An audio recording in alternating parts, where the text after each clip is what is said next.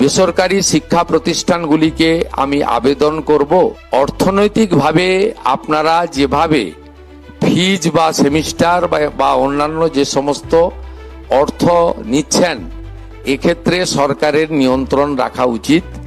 আপনারাও এখন থেকে ভাবতে শুরু করুন, এমন কোনো কাজ করবেন না যাতে সরকার বিব্রত হয়, কোনো সাধারণ বাড়ির ছেলে মেয়েরা তারা অসুবিধার মধ্যে পড়ে, এটা করবেন না। দ্বিতীয়ত, বেসরকারি শিক্ষা প্রতিষ্ঠানগুলিতে ভর্তি খুব সহজ, মূল্যায়ন এবং কৃতকার্য হওয়া আরো বেশি সহজ। দয়া করে মূল্যায়নের ক্ষেত্রে একটু সঠিক যত্নবান হন, মেধা অনুযায়ী তার মূল্যায়ন হওয়া দরকার রয়েছে।